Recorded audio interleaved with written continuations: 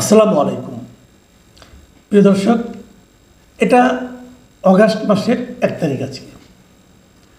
গত বছরের এই দিনে এই দেশের পরিস্থিতি কি ছিল একবার কল্পনা করুন। কি হবে কি হবে না, মানুষের মনে উদ্বেগ, মানুষের মনে বিক্ষোভ, এই সব মিলিয়ে একটা অস্থির সময়ের মধ্যে আমরা ছিলাম, যেটাকে বলা হচ্ছে জুলাই গণ অভ্যুত্থান। মানে জুলাই মাস থেকে শুরু করে অগাস্ট মাসের 5 তারিখ পর্যন্ত, তারপরে আরও 3 দিন অগাস্টের 8 তারিখ পর্যন্ত একটা বিশাল পরিবর্তন এদেশে হয়েছে, যা নাকি অনেকে চিন্তারও বাইরে ছিল। এবং আমি এখন দেখতে পাচ্ছি যে রাজনৈতিক দলগুলো এই মুহূর্তে সক্রিয় আছে, তাদের মধ্যে এই জুলাই গণ অভ্যুত্থানের বার্ষিকী পালনের একটা তোড়জোড়, নানা কথা তারা বলছেন। এর মধ্যে আবার জুলাই সনদ, জুলাই ঘোষণা, সেগুলো নিয়েও একটা আলোচনা হচ্ছে, চাপ দেওয়া হচ্ছে সরকারকে। এসবই আপনারা জানেন, সেগুলো নিয়ে আমরা আলোচনা করবো, আরও 2-1 দিন হয়তো করবো আমরা এই আলোচনা করবো। কিন্তু এই মুহূর্তে যে বিষয়টা আমি বলতে চাই সেটা হলো, আমি যেন একটা কম্পিটিশন দেখছি সবার মধ্যে, যে এই জুলাই আন্দোলনের ক্রেডিটটা আসলে কার। এই ক্রেডিটটা নিজের কক্ষিগত করার জন্য সকলের মধ্যে একটা প্রতিযোগিতা আমরা দেখতে পাচ্ছি, এবং আমার বিবেচনায় এটা একটা অপ্রয়োজনীয় প্রতিযোগিতা। কিন্তু আমি কি বিবেচনা করি কি করি না সেটা তো ইম্পর্টেন্ট না। ইম্পর্টেন্ট হলো ওনারা কি করেন সেটা, এবং ওনারা কি করেছেন সেটা নিয়ে আমরা কথা বলতে পারি। প্রথমত যে কথাটা বলবো, যে আলোচনাটা শুরু হয়েছে কোথায়। এনসিপির যিনি আহ্বায়ক মিস্টার নাহিদ ইসলাম, তার একটা ফেসবুক পোস্ট নিয়ে আলোচনাটা বেসিক্যালি বিতর্কটা তৈরি হয়েছে। উনি বিরোধ লাগিয়ে দিচ্ছেন। যেমন উনি মির্জা ফখরুল ইসলাম কয়েকদিন আগে, দিন কয়েক আগে প্রথম আলোতে একটা ইন্টারভিউ দিয়েছিলেন। সেই ইন্টারভিউয়ে মির্জা ফখরুল কী বলেছিলেন সেটা নিয়ে নাহিদ ইসলাম আপত্তি করেছেন। মির্জা ফখরুল ইসলাম বলেছিলেন যে বৈষম্য বিরোধী ছাত্র নেতাদের সঙ্গে ওই 5 আগস্টের পর জাস্ট ওই দিনই বা তার পরের দিন আমাদের কোনো দেখাই হয়নি। জাতীয় সরকার তৈরি করার প্রস্তাবটা ছাত্রদের কাছ থেকে আসেনি, অন্য মহল থেকে আসতে পারে, কিন্তু ছাত্রদের কাছ থেকে এই প্রস্তাব আসেনি। মানে ওই সময়, গত বছরের ওই সময়ে জাতীয়, মানে 5 তারিখের পরে শেখ হাসিনা দেশ ছেড়ে চলে যাওয়ার পরে একটা জাতীয় সরকার গঠনের প্রস্তাব এসেছিল, আলোচনা হয়েছিল, এবং ছাত্ররা তারা পরবর্তী সময় যারা নাকি দায়িত্বে ছিলেন এবং যারা সামনে চলে এসেছিলেন, তারা বলেছিলেন যে সেটা নাকি বিএনপি গ্রহণ করেনি।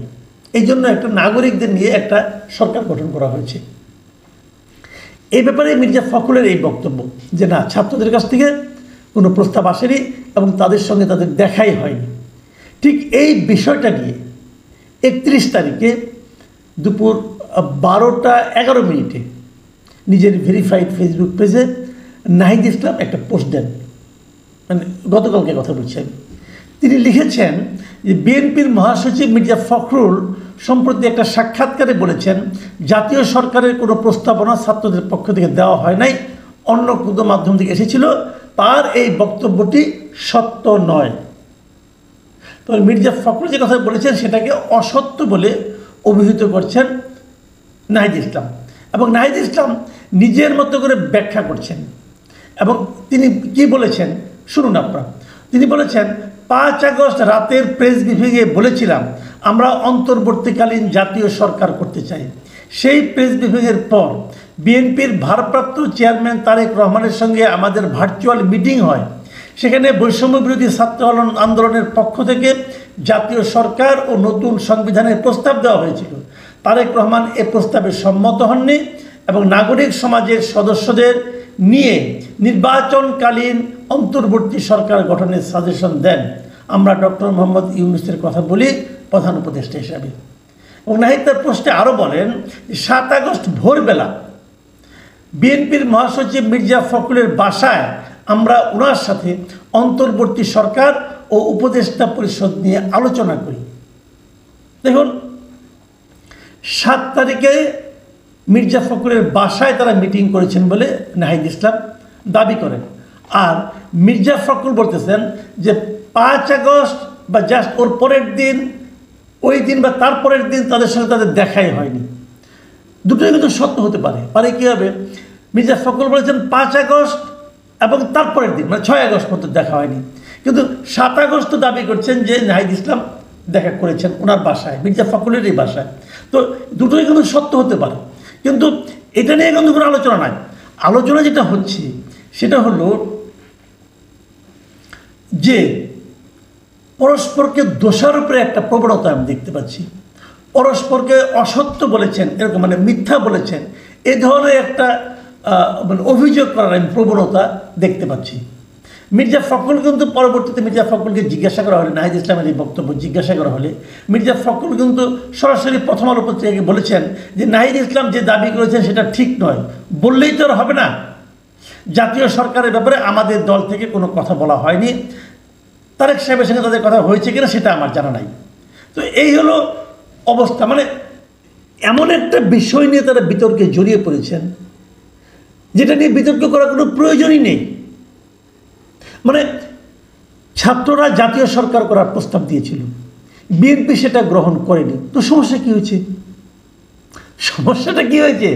জাতীয় সরকার হলেই কি সব সমাধান হয়ে যেত? বরঞ্চ আমি তো মনে করি এই প্রসঙ্গটা জাতীয় সরকার করা দরকার ছিল কি ছিল না, এই প্রসঙ্গটা এখন এসেছে কেন? এই প্রসঙ্গটা এখন এসেছে নাগরিকদের সমন্বয়ে ডক্টর ইউনূসের নেতৃত্বে যে সরকার গঠিত হয়েছে সেই সরকারের ব্যর্থতার কারণে। সেই সরকার ভালো কিছু দেখাতে পারছে না, সেই সরকার ভালো কিছু করতে পারছে না, সেই সরকার একটা শান্তিপূর্ণ নির্বাচনের ডেট পর্যন্ত ঘোষণা করতে পারছে না, সেই সরকার সংস্কারের নামে অপ্রয়োজনে সময় ক্ষেপণ করছে। এই সমস্ত ঘটনার প্রেক্ষিতে সাধারণ মানুষের মনে একটা যে প্রশ্ন উঠছে যে এইভাবে সরকারটা গঠন না করলেও হতো।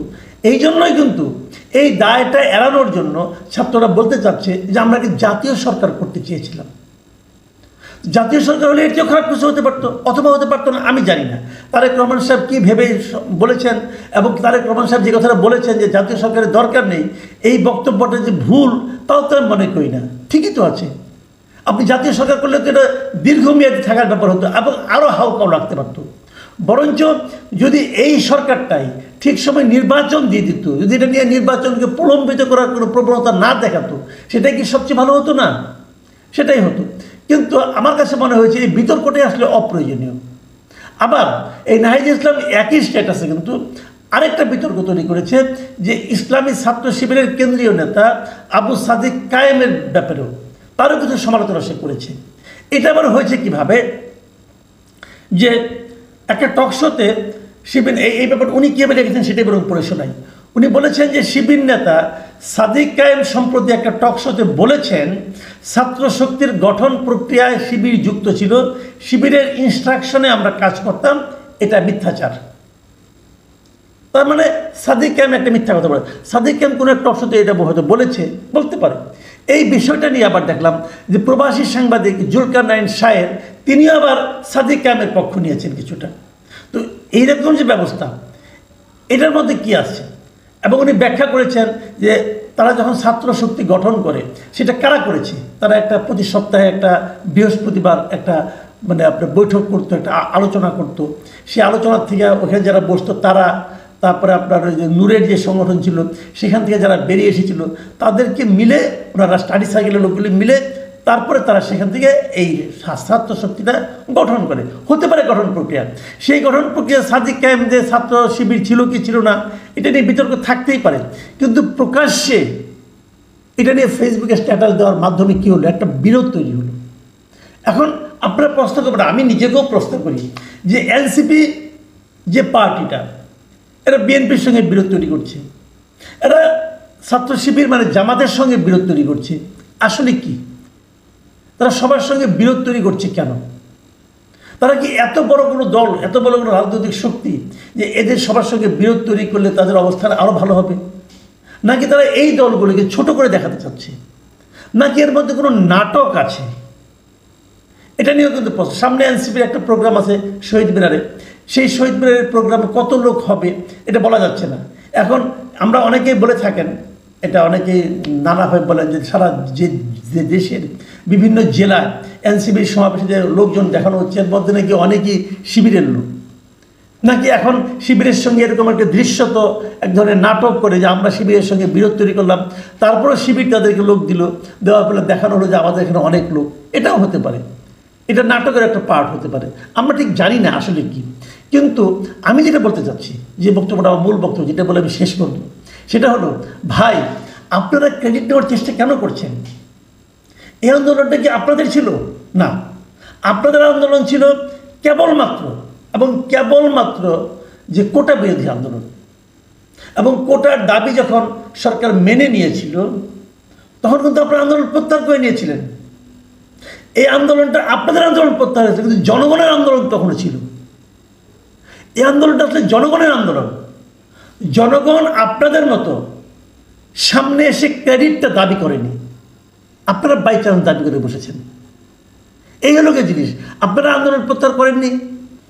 আপনাদের মনে আছে যখন নাকি ছয়জন সমন্বয়ককে হারুন সাহেব তখন ডিবি প্রধান ছিলেন, উনি যে ধরে নিয়ে গেলেন, অথবা ওনারা এখানে তারা যখন গেল তখন তারা কিন্তু একটা যৌথ বিবৃতি দিয়েছিল। সেই বিবৃতিতে কী লেখা ছিল আপনারা দেখুন, যে কোটা সংস্কার আন্দোলন ও তার প্রেক্ষিতে উদ্ভূত পরিস্থিতিতে অনেকেই অপ্রত্যাশিতভাবে আহত এবং নিহত হয়েছেন।